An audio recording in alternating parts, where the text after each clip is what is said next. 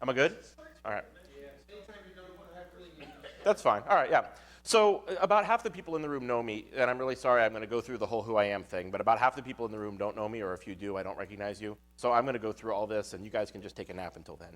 So my name is Bill Sempf. The @ sign is because I hang out on Twitter a lot.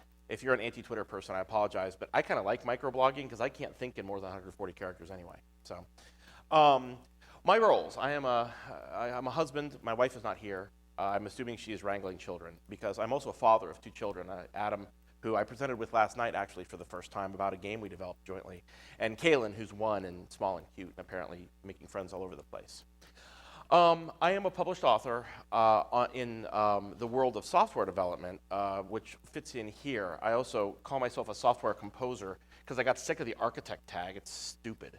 But that's actually, if you look at resumes, that's what I am. I'm the kind of guy that sits in between the business analyst and the developer team and figures out how to do all the stuff. We ought to put the data in the database and not store it in text files because that's bad. Stuff like that. That's what I do for a living. And I'm an independent. Gabrielle and I own our own company, and I just bill hours to whoever feels like paying and having me around. I got the term software composer from this book, which I strongly recommend everybody here read. It's actually a 136-page children's book about software engineering. And I learned more in those 136 pages than I have with a bachelor's degree in software engineering and 20 years of industry experience. It's really remarkable, and I recommend you get it. Plus, the author's a nice guy. It wasn't me. I am a home brewer. I didn't bring any beer again. Next year, we're going to implement, if I speak next year, if they're nice enough to have me back, we will implement the Deviant's U-Drink protocol, and I'll bring some homebrew, and we'll use that for that, and that'll be a rockin' good time. I am, in fact, a lockpicker. I am the administrative, what am I? The administrative director of Locksport International. I'm also involved in the Columbus chapter, the president of whom, John Snyder, is sitting in the front row here. So if he and I sit and make funny comments, that's why. It's because we run that group and it's fun. I am a ninja. I'm actually 5th Q, but don't attack me because I'm fat and out of shape. And I'm also occasionally been labeled an insurrectionist because I have this really bad habit of saying stupid things at the wrong time. So those are all the things that I am. I'd love to hear what all of you are, but there's quite a few of you, so that'll take too long. Let's instead talk about how I got here, because that's vaguely interesting. So I learned to pick locks at DEF CON 15, which really wasn't that long ago, considering how much of an impact this made on my life. You'll see that over the next thing. So about 5 years ago, I learned how to pick. I learned from Deviant Olem, who's here, though not in the room, I don't think, and who is an excellent lockpicking teacher. And it's kind of funny because the way I got into it, I didn't go to DEF CON 15 to learn to lockpick. I went to DEF CON 15 to learn about network security because I have always kind of had one foot in the systems administration and one foot in the software development line because, frankly, when you're a software architect, enterprise architect, you have to. You need to know how the systems work. So I've kind of kept a foot in both camps. And security, even back then, certainly now, much bigger topic than it had been when I had started in the industry, so I had been trying to keep up, and a trip to DEF CON was in the cards. Gabrielle was with me. This was pre-kids. Gabrielle was with me, and no, it wasn't pre-kids. My parents kept Adam. And she was just like wandering around doing legal and privacy stuff. She's an accountant by trade. And so I'm in the middle of some session, and she calls my cell phone. Pick it up. What's going on? I'm in the middle of the session. She goes, "You have got to come up here. They're teaching us to pick locks." I was like, no, you've got to come up. So I go up, and I go, anybody ever been to DEF CON in the Locksport Village? Oh, good, so you know what I mean. It's this tiny room filled with sweaty teenage bodies. It's miserable. And then there's this long table with one of the hotel white tablecloths on it, and Deviant Olem sitting on the other side of it. And Gabrielle, is this blonde chick, is sitting directly across from him, completely surrounded by these sweaty white teenage boys. And it was quite a view. But she had been there for 4 hours, and he had just been teaching her steadily more and more and more. And there was a bottle of Jack Daniels sitting next to them that apparently had been purchased new by her in order to keep him sitting there, which was now half empty. So that was my introduction to lockpicking. And since then, I've learned that it actually gets worse. So I came back to Columbus, and the martial art I study, ninjutsu, it has a stealth entering component to it. So I thought, wow, it'd be kind of cool to learn how locks work and don't work. So I'll teach my martial arts group. And we started getting together every couple months and picking locks for fun and learning new stuff. And got in touch with LI, and Columbus LI was born. I then met Doug Farr, who's the president of Locksport International at DEF CON 17. And he, in a drunken stupor, promoted me to the administrative director of LI, which basically means Doug's bitch. Anything that he doesn't feel like doing, I get to do. And that's worked out okay, I guess, in the long haul. Anyway, so after that, I did something relatively smart, which is unusual for me. We started out with about 12 guys in the lockpicking group. We just met at my house, which is a nice big house. But when it got to 20 and then 25 and then 30, it got a little too big for my house, and we ended up like sitting on the deck and going downstairs. It was a mess. So I started looking for a hacker space. Well, there isn't really a network-style hacking space in Columbus, but there is the Columbus Idea Foundry, which is a maker alliance, very similar to Maker Faire. Maker Faire Cleveland? No, it's not Maker Faire. It's Maker something. Maker Alliance in Cleveland. It's the same thing. 26,000 square foot of cool tools that you couldn't afford and couldn't fit in your basement. If you could. And I went to Alex Bandar, who runs that, and said, hey, listen, I've got this group of lockpickers. I'd love to meet at your shop. How much? And he said, I'll tell you what. If you teach a lockpicking class here, because that's what they do most of these, teach classes and their stuff, I will give you the space for free. And I went, oh, well, that works fine for me. So we ended up moving there. Everything worked wonderfully. And over time, John took over the group. And we're still meeting at the Idea Foundry, and I'm still teaching there. And that's kind of where the basis of this talk comes from. Because what I'm doing now is, like I said, I'm teaching normal humans about once a month, sometimes twice a month, a lockpicking course, more or less using Deviant Olem tools, basic slide deck. For those of you who are familiar with Locksport or lockpicking, or may have gone to one of the physical security seminars at, say, DerbyCon or DEF CON or something like that, you've probably seen the deck. It's been kind of a collaboratively edited deck that's been floating around for probably 7 years now, of just basic picking with some really nice animations that people have put together over time and just gathered together. Scalar Towns had a piece in it, Deviant's had a piece in it, I've had a piece in it. There's all these little things that have gone in. Now it's like 290 slides long. And that's basically what I teach from, is that deck, just more or less using it as a textbook. But I'm teaching normal people. Frankly, mostly it's artists, makers, engineer-type people that tend to go to those maker alliances. And that is what I have been doing. I have also been doing the Columbus branch of LI. John runs it. I help because I got a lot of the stuff together. And we've been doing all kinds of stuff. We use, as all the LI chapters do, we use meetup.com so people know what's coming up. We pre-schedule our topics. Last month I wasn't there, but you did pick making or security pins? Pick making last month. Wednesday we have a meeting actually, and we're talking about repinnable locks. And we just get together a couple little things and do a little bit of a presentation, and then we sit around and pick locks and drink beer for a couple hours. It's a good time. And there's John's back. Nice of me to show your best feature there. Anyway. So what else am I doing? I'm still the administrative director of LI. Ostensibly, that means I'm in charge of managing membership. So if somebody contacts LI and wants to get a chapter started, I talk to them about what it means to have a chapter started, help them get organized, get their gear together, get started, find a place, and get members in. So since I started, and this isn't because of me, this is just to give you an idea of the work that I've done, we went from like 5 chapters to now I think 13, including one in Singapore, which I'm trying to get like LI to fund a emergency trip out there to help them or something, but that hasn't happened yet. Anyway, so that's been an interesting thing. Some of the real luminaries of Locksport are involved. The guy who runs Serapic, whose name I've forgotten, is one of the board members in LI. John King, who built the Metacoder, he's one of the board members of LI. I'm honored by the company. Anyway, I'm also, mostly through the Foundry, but other stuff, and with John too, taking Locksport villages out to the people, very similar to the one that we have here. We take our gear, we just teach people in the public about locks and Locksport and the fact that this is really a hobby and we're not just a bunch of thieves.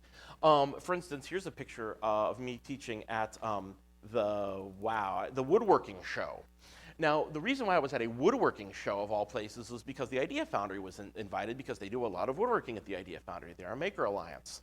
The reason why I was there, the reason why I was there was because John just had his wisdom teeth out. But the reason why Locksport International was there was because the guy who runs the woodworking show says, yeah, our membership, they're kind of tired of woodworking. So we'd like to have some other stuff there.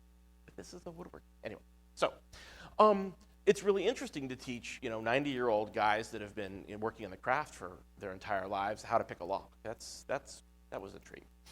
And yes, of course, I'm a pick pusher as far as the last of things that I'm up to. I am, as with most people in Locksport, fund most of the activities, buy locks and beer and such like that, by selling picks to people who learn from us. And so that always leads to the inevitable question of, are these things legal and stuff like that? So all of this stuff comes together to all of these things I've been involved with over the past 5 years kind of come together to show me some really worthwhile topics that I actually wouldn't mind just discussing in general. We have a small enough crowd here, about what kind of things you can learn about the public viewpoint of security by using Locksport as kind of a gateway drug. And that's where I've been kind of thinking for the last 18 months or so, is judging people's reactions to certain things and trying to break down a couple of key points about how people view security, how people view information security and physical security, because I get to feed them things like, you're not as secure as you think. This lock is basically a do not disturb sign. People who want to get through a lock will. They can do it without you knowing. And even if they don't care about that, you realize that a crowbar will open this, or that fancy lock on your front door doesn't do you any good if you've got a window next to it. So the responses that I get from people have kind of driven me to create this list of things that I've maybe gleaned from the experience, and I wanted to share them and then get some feedback. So let's do that. The first most important thing is that people are actually interested in security, not just lockpicking. They're actually interested in security. They're interested in the psychology of security, and they're interested in the physical technique of security. I've taught, I think, about 30 lockpicking classes at the Foundry, and I cap them at 10 so that I can keep hands-on experience with these people. And I have never had one yet fail to sell out. They all sell out within a couple days of going up on the website, not because I'm an awesome teacher, trust me, but because people are genuinely interested. Wow, lockpicking, huh? And yes, okay, part of it is the draw of what Locksport, what the thought of picking a lock is. I mean, let's face it, probably the reason we're all in the room is that everybody's had that on their bucket list. I mean, it's one of those things you just want to know how to do. But also, once they get in there and they realize that it isn't just, okay, let's pick a lock, let's talk about security in general and how to be more secure and how to understand what different kinds of security are. If you've seen the presentation, you know there's handcuffs in there, there's forensics in there, there's all kinds of things in there. You find out that there is a genuine interest in security. Once the picking is learned, there are many questions just generally on the topic of security. Amongst some of our groups, we get in very complex discussions about what it means to actually be secure versus just being private, for instance. It's I don't know. It's something that I've drawn out of that we've taken like I said, just a generic group of people, and we have found out that they are honestly interested in and would like to learn more about security. Locksport is actually a pretty decent analog to information security as well. You think about keeping people out of things. I mean, that's what a lot of information security is. And even if they get in, you want to know how they got in, when they got in, and who they were. And learning about locks actually is real similar to that topic. You get a lot of, you're basically trying to keep people out of things. There are levels of security, and you want the system to be such that if somebody gets in, you can tell that they got in so that you can respond effectively. So teaching people Locksport is actually an effective way to migrate their thinking into other kinds of information security talk. Now, I haven't done this in the classroom yet, but I've done it a lot just personally with people. The people that I teach who are already InfoSec people and that I teach Locksport to, or lockpicking in general, I will take them and say, okay, so let's figure out what where the merges are between what we're doing here and what you're doing in information security. And one of the key things is that assignment of risk and versus cost or versus difficulty. For instance, you can put many different levels of padlock on your shed, right? But there comes a point when the lock is so expensive or so difficult to maintain that it's worth more in either time or money than what's inside the shed.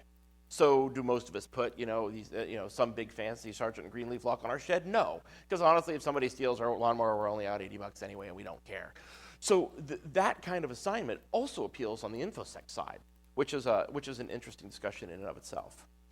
So, segueing from that concept of levels of security is initially foreign to most. Most people in the lockpicking classes, in general, think that there is a lock, and it has a key, and that's it. There aren't more secure locks. It's either locked or it's not locked, which is actually, that's also another very similar analog to InfoSec. A lot of people think it either has a password or it doesn't, not realizing there's actually many different levels of security. So when we're put in a position where it's like, okay, the key example is the progressive set. If you guys have learned to pick, you often are taught using a progressively pinned set of locks. So you get a lock with one pin in it, and you pick the one pin just to get a feel of what the pick is like. Then you pick a lock with two pins to get a feel for what binding feels like, because with one pin it never really binds, or you don't ever get to feel anything but binding. So with two pins, you get to feel springy in the binding and then pick them in order. And then three pins, okay, let's just make it a little bit more difficult. And by the end of it, they're going, so if you want like a really hard lock to pick, it'd be really long and have 26 pins in it? Well, no, there's other things you do to make the lock more secure. Okay, wait a minute, more secure. So you actually have different qualities of security. Wouldn't you just want it to always be the most secure? Well, no, because they're extremely difficult to machine and maintain, and so you get into that discussion. That idea is pretty foreign to most people. They think they have a lock on their front door, and their door is locked, and that is that. It's really coming from somebody who's studied security for a long time and been professionally involved for a couple of years now. That was a shocking discovery for me, is to find out that a lot of people felt that way. Segueing from that, you discover that risk is deemed acceptable to most people.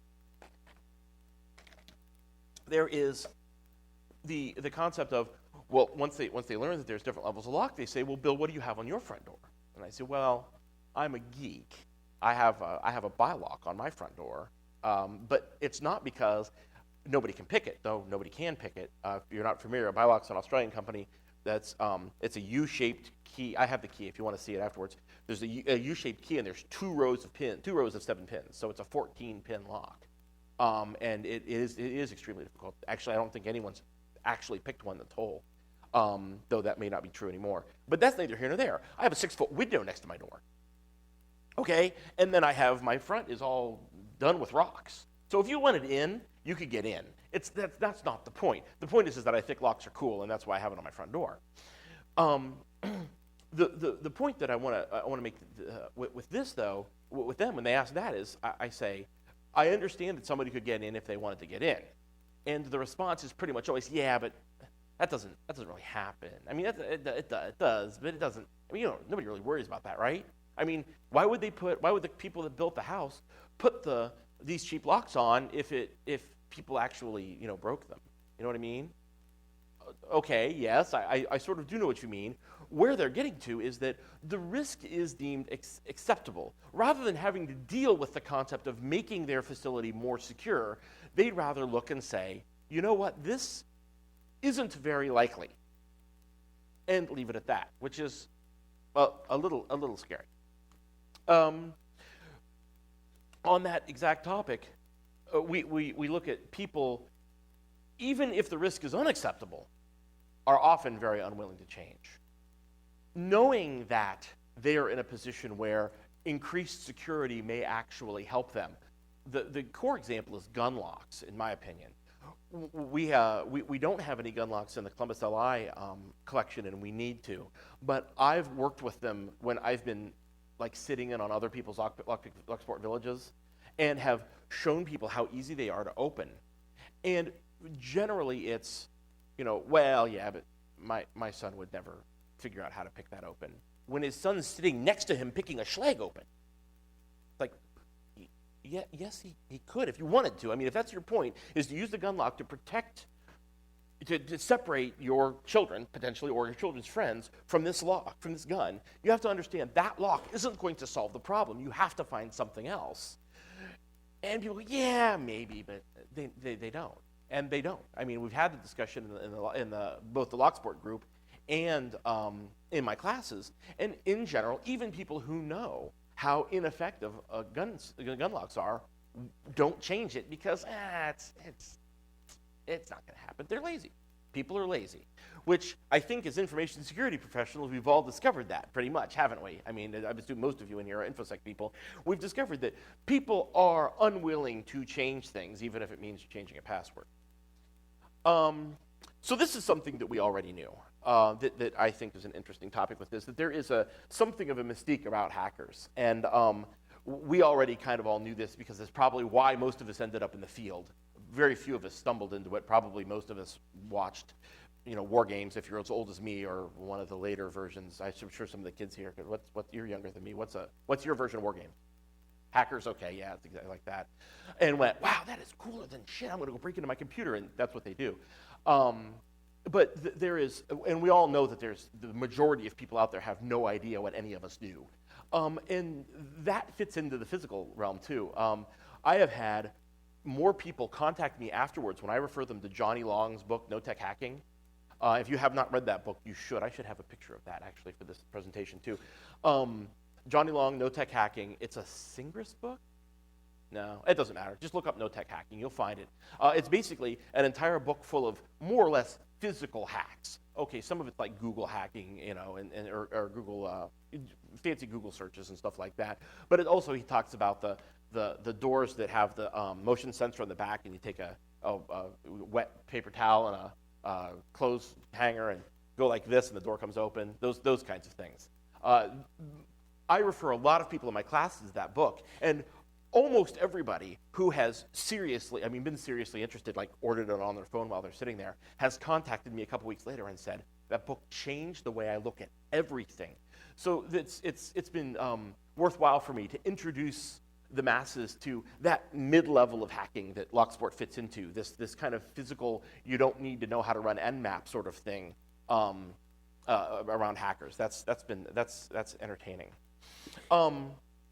So on the exact flip side of that, this idea of security theater makes a lot of sense to people. Even though, in general, people are, as we've discussed, kind of dismissive of this levels of security, when they're talking about other people, excuse me, they recognize the whole, oh yeah, those people are sheeple. They need to be lulled into obedience, lulled into a false sense of security. The TSA is a constant topic. Oh boy. Okay, sorry. A constant topic in my classes, because there's the whole TSA locks thing. And I talk about, for those of you who have heard Deviant's talks on physical security, you might have heard him talk about this, traveling with firearms just so you can lock your bags. So I see a couple of nods, but I'll tell the story anyway. If you travel with a firearm on the airlines in the United States, you must put the firearm in a hard, locked container that only you maintain the key to. Okay? So a lot of people will put it in a gun box and then put that in their suitcase. Well, Deviant and myself and now many, many others don't do that. I have a Pelican case that is my suitcase, and the gun is just in foam in there. And I go to the front and say, I'm traveling with firearms today, and open the whole thing. Then I put 2 alloy 25s on the outside. It's this container locks, not really pickable. So if somebody wanted in my bags, I would know, because they would have to cut the locks off. that's the only way they would be able to get in. But the discussion with people about that leads to this whole, TSA, they're just putting on a show to make people less intelligent than those of us sitting here feel safe. And it's interesting that with all the problems surrounding security, that idea still comes into play with the people that I've been teaching Locksport to. It's one of the mysteries of all of this, as it were. So this is another statement that I think anybody who's been working in InfoSec for any length of time would agree with. It's very much true that people don't trust what they don't understand. As it turns out, doing security right, whether it be InfoSec or physical security, is hard. It's hard. There's a lot of stuff you have to think about, a lot of really evil things you have to consider. You have to consider people wanting to do bad things to you, which is not the kind of thing people want to do. They don't understand why people would behave that way. And so they just don't think about it. They don't consider it. They don't like to have to do actions based on those types of thoughts. And I don't know. I find that fascinating. Even though the statement itself is pretty obvious. So there is also this general consensus, and this goes very much back to the InfoSec world as well, is that security makes things harder to do. So let's step back for a second to the traveling with firearms example. The question I get every single time when I tell that story in lockpicking classes is, but isn't that a lot of trouble? You have to go get your bags manually. You're stepping out of the normal line of things. Isn't that a pain? Aren't you making your life more difficult? I'm trading a little bit of convenience in exchange for, not letting some, teenage minimum wage worker dig through my bag whenever they want to. I think that's a fair trade, don't you? But the answer is pretty much no.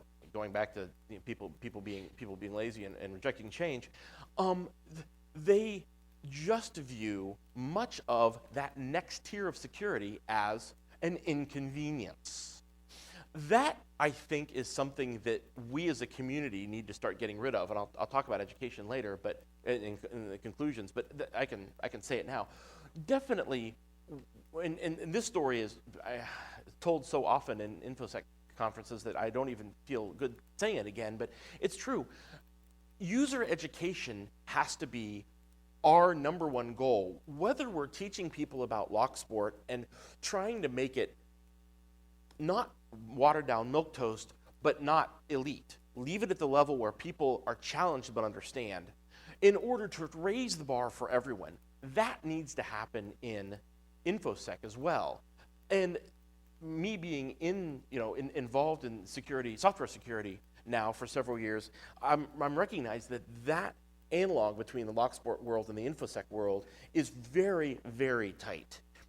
And we've got to be really, really careful about how we go about teaching this. And I don't have the answers, I'm the first to say it, but there are people out there who do. And those of us who are just of the attitude that, users are losers, they're just there to make my life difficult, need to change that attitude and go about teaching people and helping gently sway their attitudes into a philosophy of, hey, okay, this is a little bit more inconvenient, but boy, it's a hell of a lot better in the long run. So we talk, we call ourselves hackers in the information security industry a lot of times. And what we mean by that, and often we'll strenuously tell people, is that hackers are creative problem solvers. And that is extremely true. I mean, you look at the people that are at this con, for crying out loud. It's a bunch of people who really have these remarkable abilities to look at a problem and think at it from many different angles, come up with an orthogonal solution that solves the problem and solves other things at the same time. It blows me away. I'm actually not that terribly good at that. I am not a particularly good out-of-the-box thinker. I'm not a particularly good hacker. I'm just a good organizer of ideas, which is why these people let me come to these conferences and talk to you all. I'm actually one of the people that thinks that out-of-the-box thinking is hard. But you, as a group, need to remember how hard it is, because you've all forgotten, because you do it every day. But for us plebs, it's rough. And you go, yeah, we'll just do this and this and this. It's like, oh man, I mean, I will tell people all the time, like in airports, I will remind people, hey, you might want to sit with your back to a wall because you're surfing your bank's website and there's 9 people standing behind you looking. And they're like, what are you talking about? I mean, the concept that they might be shoulder surfed is a revelation to many people. And that's just day-to-day operation for InfoSec people. That's how you get your information to do pen testing and such, or problem solving in general. So anyway, that's just an interesting topic right there. On the other hand, from that though, not everyone is actually dense about that, and it makes our job that much more difficult. Oftentimes, when I give software presentations about computer software, which I do a lot, I am not God's gift to programming at all. Like I said before, I'm just a good organizer of ideas. I spend most of my time up here thinking. Those of you who have given presentations know how this works. You've got one mechanical side of your brain that's giving the presentation, and then there's a little voice in the back of your head going, "Your fly's undone," or whatever. And that little voice in the back of my head when I'm doing software presentations is, these people don't care. They don't care. Because you can see that one guy sitting in the middle of the 6th row or whatever who's falling asleep, and you're thinking, that guy just gave a presentation on like the 300 level of this topic in the other room. Why is he in here? And you feel, I really need to up the game of the presentation for that guy. But see, that's not really true. But that mixed level of philosophies about security makes our job much more difficult in the InfoSec world, because some people are too concerned about security. They're so focused on it, they want to make it more difficult for other people to keep the riffraff out. And the point is the riffraff have to be able to use the system. We can't lock them out. They need to be able to use it. So our message needs to be tailored for a very broad stretch, and that's extremely tough, but I think it's a challenge we're all up to. Let me do this here for a second so my voice doesn't get bad. So, if you watch the news, it seems like everybody's been robbed and beaten, right? But if you live your life, it's often, I don't want to start storytelling on this level, but it often happens that you get a group like this together and nobody even knows anyone who's ever had a significant security problem. It's actually not that common in any kind of security. We're all in the InfoSec business, and we know how these automated bots are taking over machines and stuff like that, and that's changing the face of the industry compared to actual people breaking in. So that's a little different, because we're facing a faceless, nameless opponent almost in the InfoSec world. But in the physical security world, you can have a big family or a big friend base and actually know absolutely no one who's ever had a physical security problem. So that kind of clouds the perception of what risk is. And honestly, it does for me too. This is something I struggle with a lot. When people ask me, well, if you know that the locks can be picked, why do you bother putting locks on it at all? Because if somebody's going to get into your door, they're going to get in whether they want to, or whether you want them to or not. The locks might just be an inconvenience. And even though that's heresy to say in a group like this or in a lockpicking group, actually there's kind of a grain of truth to that. Because really, if somebody wanted in, they're going to get in anyway. And if they're nice enough to not pick the lock, they're not going to try the door at all. And that's a pretty good point. Okay, so I'll tell you a little story. I don't teach picking ace locks. Okay?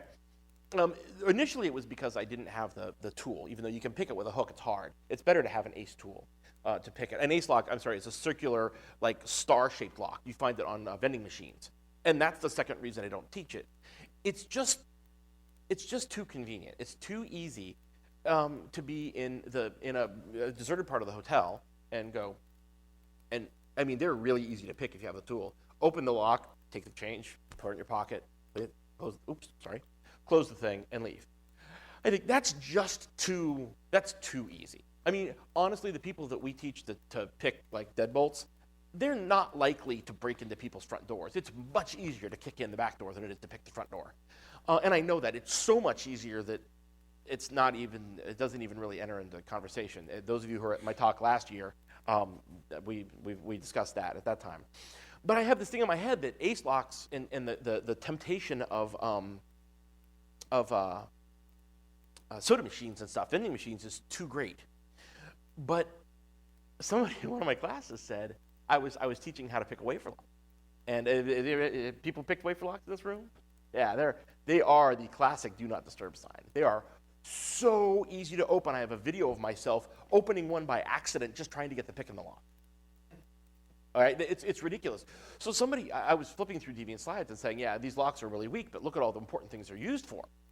And this girl was in my class and said, these are used for file cabinets. I went, yeah. She goes, well, what about like HR records and stuff like that? I said, you're right. Yeah, think about stuff like that. She's like, man, this is really easy. Is this really common knowledge? And I said my normal pat line, well, it's not really common knowledge because a lot of people don't know you can pick locks, but those people who know that locks are pickable know where to get the information.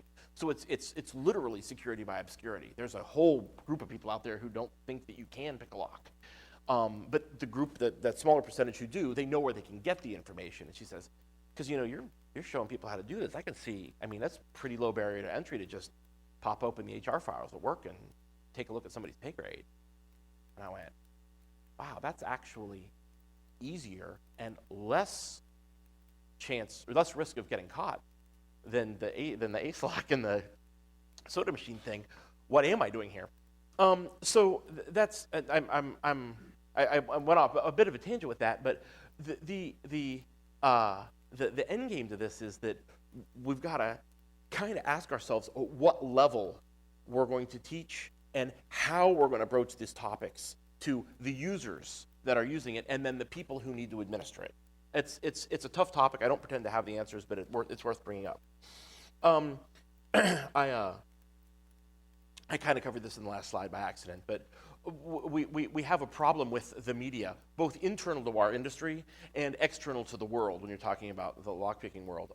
There is nothing worse than your local news station getting a fire and brimstone, end of the world is nigh kind of security person to talk about lockpicking. I don't know if you've ever had that happen in your city, but the bump locks thing was the one that happened in Columbus, and I guess Channel 10 did a thing on it, and it became like all this stuff, and they interviewed the manager at Lowe's to say, why are you selling these locks if they're so easily bumpable? And the guy's like, it's I don't know. So and that's a danger within our industry too, because we have a habit of only watching news or reading about the bad things that happen, and we have this clouded perception as to what reality is actually like out there. The fact is that Anonymous isn't hacking into most of our systems. Like I said, we're facing this nameless, faceless threat of these automated hacking systems, and that's kind of where our focus should be. But instead, our focus is on the much sexier world of the advanced persistent threat and stuff like that. So maybe there's some adjustment in focus that has to occur in the Locksport or in the InfoSec world, just like it has to occur in the Locksport world. So what this all boils down to is there's a lot of tough questions, that I don't have really fantastic answers to, but that figuring out what does and doesn't work as far as both security itself and also educating users is really quite tough. And I don't think anyone has effectively answered either of those questions yet. I would put it to the InfoSec community, those people who are sitting quietly doing their jobs well, that you need to take a step and join the group conversation that's out there, because a lot of the discussion out there in many of the podcasts and in many of the blogs is of that fire and brimstone type, or of the users or losers type. Those of us who are actually going out and doing good security need to open our mouths and join the conversation, or turn on your speakers and join the. So I touched on this. I touched on this a little bit earlier. That it's this fact makes it doing that much more demanding, because we are talking, and I like I said before, to this huge breadth of people, some of whom legitimately get it and don't need to be told again, some of whom are over the top, ridiculous, have a draconian view of the world of security, and some people who are genuinely clueless, not in that, please teach me kind of way, but in that, nothing's going to happen to me, leave me alone, you're making my life more difficult kind of way. Finding a message that's suited to all of those is something that the whole community has to work at. It's true in the Locksport community, and it's true in the InfoSec community. So overall, my thoughts are that most of what the InfoSec community thinks about public perception of security appears to pretty much be true. A lot of the things that I've said here probably weren't very much of a surprise. You probably maybe hadn't phrased them in the same way or hadn't thought about them from the same angle, but probably a lot of you had already thought some of these things before. But what we need to take from this is that it's not just an InfoSec problem. I've kind of come about this from the halfway point, because me not being an actual security professional, I'm a software developer who happens to write security layer of a lot of pieces of software. I don't interact with people very much. So the discovery that this world of physical security, and by teaching Locksport, had all these analogs in the InfoSec world was kind of a revelation to me. And it should be kind of a call to arms to you to realize that it's not a pinpoint problem. It isn't your company. It isn't your company's culture. It isn't your user group's culture. It is maybe a global culture. And we need to take a few steps and see if we can broaden awareness and broaden the pool of people who are providing the content. And then the third thing that I really take out of this is that Locksport is an awesome gateway drug to understanding security. And I think that if you know how to pick, and you have access to some resources, or you have a Locksport community in your town, like the Cleveland Locksport group, or in Columbus, you come talk to John and I for LI. There's a group in Cleveland, there's a group in there's a group in Cincinnati, there's a group in Dayton. If outside, there's many other groups as well. Bringing them in, doing a lunch and learn with your company about lockpicking is an awesome way to start the conversation about security in general. And you may learn some of the things that I learned that we've talked about here today, and be able to turn the conversation to, hey, look, there's some analogs here to the kinds of things we're facing with our network, with our business in general. Let's talk about what that means now that you've experienced some of the reality of physical security. So that's me. I'd like to hear what you guys have to say. I don't know how, I'm kind of running a little low on time, so we might have to wander off elsewhere. 15? So give or take? Somewhere in there. If you have any questions for the group, that's fine. Or you can grab me on Twitter or LinkedIn or send me an email. I'm really easy to find because of the whole authoring thing. Or if you've got some things you want to talk about here, you can feel free to pipe up right now. Or you can sit and stare at me. Oh, yeah, we started off there, Nick. That's good.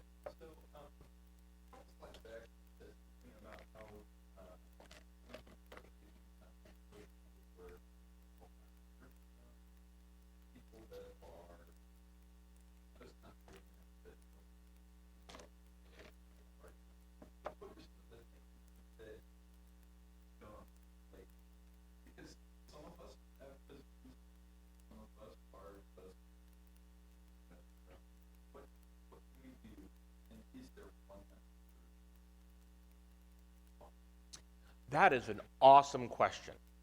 I do not pretend to have the answer to that. I am literally here to bring up the point that I've observed it. I don't have the answers. That would be a fantastic talk for you to give next year. Seriously, that sounds terrible, but you're one of those people. I mean, you do the podcasting thing and you have the right message, so you're on the good guys team for sure. But let's see here. That decision needs to be made as a team.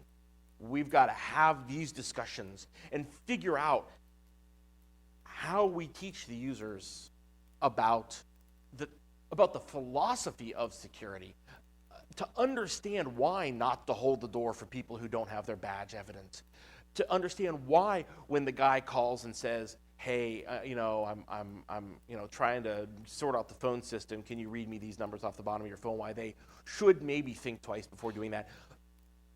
Explaining not just to do it, if that happens, call me, but explaining why.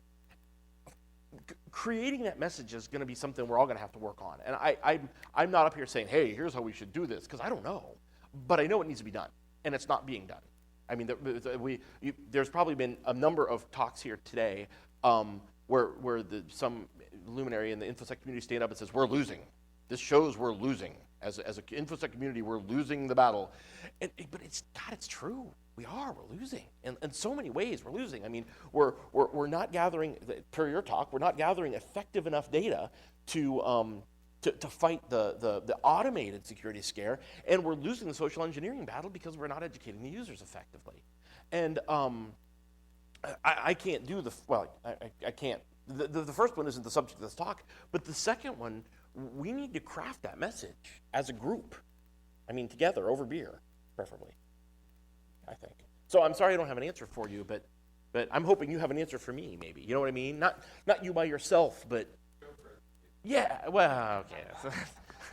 Yeah, maybe. But either way, I mean, all of us in this room, all of us at this con, need to continue working together, not just to get that cool new ODA, but to craft a message to explain to a user why that cool new ODA is important and what it means to them, and why having a bunch of stuff installed in their computer makes it much more likely that next cool new ODA is going to make them have to reformat their box or lose their information.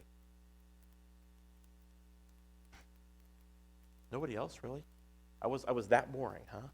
You guys are like all phased out. I guess it is Friday or Saturday at 5. Everybody's probably either hungover or waiting for their next drink. That's a possibility too. All right, well, you know how to reach me. I'd love to have the conversation. I'll be around, and thank you all very much. Have a good rest of the con. Hope you're enjoying it as much as I am. Thank you.